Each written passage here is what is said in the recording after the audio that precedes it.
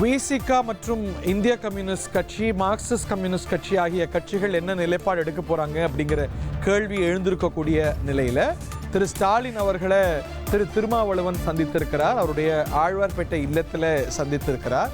இந்த நிலையில திமுக இந்த ரெண்டு கட்சிகளையும் தன்னுடைய கூட்டணியில் தக்க வைக்க விருப்பமா, திரு ஸ்டாலின் அப்படி வலியுறுத்தி இருக்கிறாரா அப்படிங்கிற கேள்வி எழுந்திருக்கிறது. ஏன்னா இந்த சந்திப்பில் வெவ்வேறு வாய்ப்பை அவங்க பரிசீலிச்சிருப்பாங்க, பேசியிருப்பாங்க.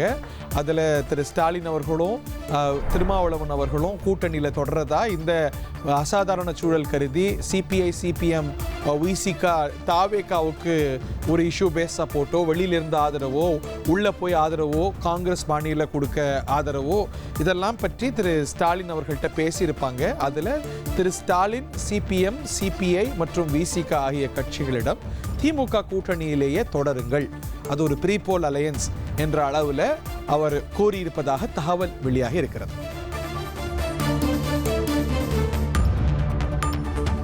ரமேஷ் நம்மோடு இணைந்திருக்கிறார். திமுக விவகாரங்களை உன்னிப்பாக கவனித்து அங்கே செய்தி சேகரித்து நேயர்களுக்கு வழங்கிட்டு இருக்கிற நமது செய்தியாளர் ரமேஷ். திரு திருமா சண்முகம் வீரபாண்டியன், விடுதலை சிறுத்தைகள் கட்சியுடைய தலைவர், மார்க்சிஸ்ட் மற்றும் இந்திய கம்யூனிஸ்ட் கட்சியுடைய செயலாளர்கள் திரு ஸ்டாலின் அவர்களை சந்தித்திருக்கிறாங்க. அவங்க ஹெக்டிக் பார்லேஸ் நடத்தி என்ன நகர்வை செய்ய போகிறாங்கன்னு யோசிச்சுட்டு இருக்கிறாங்க. அவங்க ஒரு பிளாக்காக செயல்படுறாங்க, ஒரு கூட்டாக செயல்படுறாங்க. அவங்க தனியாக பேசியிருக்கிறாங்க ஒன்று கூடி, திரு ஸ்டாலின் அவர்களை சந்திச்சிருக்கிறாங்க. இந்த சந்திப்புடைய சாராம்சம் என்ன, என்னெல்லாம் பேசப்பட்டது, இவங்க தரப்பில் சொன்னது என்ன, திரு ஸ்டாலின் சொன்னது என்ன, நீங்கள் சேகரிப்பது என்ன?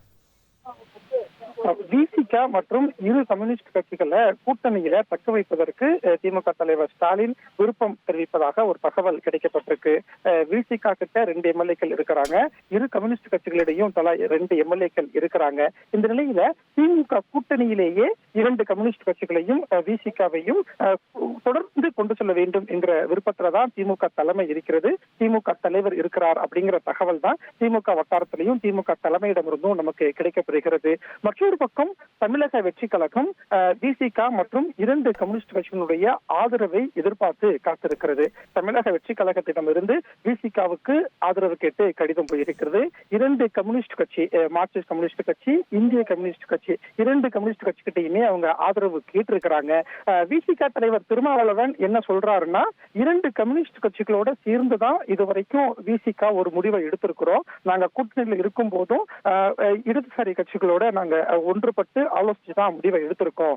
இப்போ நாங்க எடுக்கக்கூடிய முடிவும் ஒரு ஒற்றுமையான முடிவா தான் இருக்கும் அப்படின்னு விசிக தலைவர் திருமாவளவன் தொடர்ந்து சொல்லிக்கிட்டு இருக்கிறாரு. நேற்றைய தினம் 3 தலைவர்கள், அதாவது திருமாவளவன், சண்முகம், வீரபாண்டியன் 3 பேருமே நீண்ட நேரம் ஆலோசனை நடத்தியிருந்தாங்க. இன்றைக்கு காலையிலேயுமே 3 தலைவர்களும் முக்கிய ஆலோசனையை நடத்தியிருந்தாங்க. இந்த ஆலோசனைக்கு பிறகுதான் அவங்க ஆழ்வார்பேட்டை திமுக தலைவர் மு க ஸ்டாலினை வந்து சந்திக்கிறாங்க. திமுக தலைமையை பொறுத்த வரைக்கும் ஏற்கனவே இருந்த கூட்டணி நம்மளோட இருக்கணும் அப்படிங்கிற ஒரு விருப்பத்துல தான் இருக்கிறாங்க. இந்த விருப்பத்தை தான் திருமாவளவன், சண்முகம், வீரபாண்டியனிடம் தெரிவிக்கிறதா சொல்லப்படுது. ஆனா நாளைய தினம் தான் 2 கம்யூனிஸ்ட் கட்சிகளும் செயற்குழு கூட்டத்தை நடத்த போறாங்க. விசிக தரப்புல இருந்து என்ன சொல்றாங்கன்னா, நாங்க 9ஆம் தேதி தான் எங்களுடைய உயர்நிலை குழு கூட்டத்தை நடத்த போறோம்னு சொல்றாங்க. கம்யூனிஸ்ட் கட்சி என்ன முடிவு எடுக்க போகுது அப்படிங்கிற திட்டமிடல்ல திருமாவளவன் காத்திருக்கிறாரு. இந்த நிலையில தான் இந்த 3 தலைவர்களுமே திமுக தலைவருடைய இல்லத்துல வந்து சந்தித்திருப்பது ஒரு முக்கியமான நகர்வா பார்க்கப்படுது. திருமாவளவன், சண்முகம், வீரபாண்டியன் இந்த 3 பேரும் என்ன முடிவை எடுக்க போறாங்க? அவங்க திமுக கூட்டணியிலேயே தொடர போறாங்களா, அல்லது இந்த 3 பேரும் சேர்ந்து 6 எம்எல்ஏக்களுடைய ஆதரவை கொடுத்தால் விஜய் ஆட்சி அமைப்பதற்கு ரொம்பவே எளிதாக இருக்கும். இது வந்து ஒரு கேள்விக்கு பதிலா இந்த ப்ரொபோசலை இந்த 3 பேரும் வைத்திருக்கிறாங்களா, அவங்க அதை எக்ஸ்ப்ளோர் பண்றதா முதலமைச்சர் கிட்ட திரு ஸ்டாலின் அவர்கள்ட்ட சொல்லியிருக்கிறாங்களா, நாங்க வந்து அதை பரிசீலிக்கிறோம், இல்ல அது போகலாமா, அது போனா சரியா இருக்குமான்னு அவங்க தரப்புல விருப்பமா என்ன சொல்லப்படுகிறது? சிபிஐ, சிபிஎம், விசிக என்ன சொல்றாங்க? அதுக்கான சந்திப்பாக தான் இந்த சந்திப்பு பார்க்கப்படுது. திமுக தலைமை விருப்பத்தை தெரிவிக்கிறாங்க, நம்ம தொடர்ந்து கூட்டணியில தான். நீங்க விசாரிக்கும் போது விசிக, சிபிஐ, சிபிஎம் உடைய எண்ணமாக என்ன இருக்கு? விசிக தரப்புல இருந்தும் கம்யூனிஸ்ட் கட்சி தரப்புல இருந்தும் என்ன சொல்றாங்கன்னா, நாங்க நாளைக்கும் நாளை மறுநாளும் தான் கூட்டம் வைக்கிறோம், எங்களுடைய நிர்வாகிகள்லாம் நாளைய தினமும் நாளைக்கு மறுநாள் தான் நாங்க கூப்பிட்டுருக்கோம், நாங்க எந்த முடிவா இருந்தாலும் ஒற்றுமையா தான் எடுப்போம், இன்னைக்கு நாங்க முடிவெடுக்க முடியாது, 2 கம்யூனிஸ்ட் கட்சிகளும் நாங்க நாளைய தினம் தான் முடிவெடுப்போம்னு சொல்றாங்க. விசிக தரப்புல இருந்து நாளை மறுநாள் தான் நாங்க முக்கியமான முடிவை எடுப்போம், அது எந்த முடிவா இருந்தாலும், திமுக கூட்டணியில் தொடரக்கூடிய முடிவாக இருந்தாலும், தமிழக வெற்றி கழகத்துக்கு ஆதரவு கொடுக்கக்கூடிய முடிவா இருந்தாலும் நாங்க அடுத்த நாட்கள்ல வரக்கூடிய நாட்கள்ல தான் எடுப்போம்னு சொல்றாங்க. திமுக தலைமை என்ன விரும்புறாங்க, இவங்க நம்ம கூடயே இருக்கணும்னு விரும்புறாங்க. எனவே இந்த 3 கட்சிகள் எடுக்கக்கூடிய முடிவு தான் இப்ப அரசியல் வட்டாரத்துல முக்கியமான ஒரு முடிவா பார்க்கப்படுது. இன்று இந்த ஆலோசனை அப்படிங்கிறது சுமார் ஒரு அரை மணி நேரம் திமுக தலைவர் இல்லத்துல நடந்துகிட்டு இருக்கு. இந்த ஆலோசனை முடிந்ததற்கு பிறகு 3 அரசியல் கட்சி தலைவர்களுமே செய்தியாளர்களை சந்திக்கலாம். அப்போது பல கேள்விகளுக்கு அவர்கள் விடை அளிக்கலாம். அல்லது நாளைய தினமோ நாளைய மறுநாளோ தான் விசிக மற்றும் கம்யூனிஸ்ட் கட்சிகளுடைய முடிவு இருக்கும் அப்படின்னு தான் பார்க்கப்படுகிறது. புரிஞ்சுக்கலாமா, அவங்க ஒரு முடிவு எடுக்கிறதுக்கு முன்னாடி திமுகவுடைய எண்ணம் என்ன? ஒருவேளை திமுகவே அவங்களை என்கரேஜ் பண்ணுதா, நீங்க கவர்னர் எப்படி நிலைப்பாடு எடுக்கிறாருங்கிறதுனால அவங்களுடைய திமுகவுடைய பல்ஸை புரிந்துக்க ஒரு நெடுநாள் கூட்டாளிகள் திமுக தலைமையில பயணித்திருக்கோம் அப்படின்னு திமுக தலைவருடைய இன்புட்டை இல்ல அவருடைய ஆலோசனையை விருப்பத்தை பெறறதுக்காக வந்திருக்கிறாங்கன்னு புரிஞ்சுக்கலாமா? அதுவும் ஒன்றாக தான் பார்க்கப்படுது.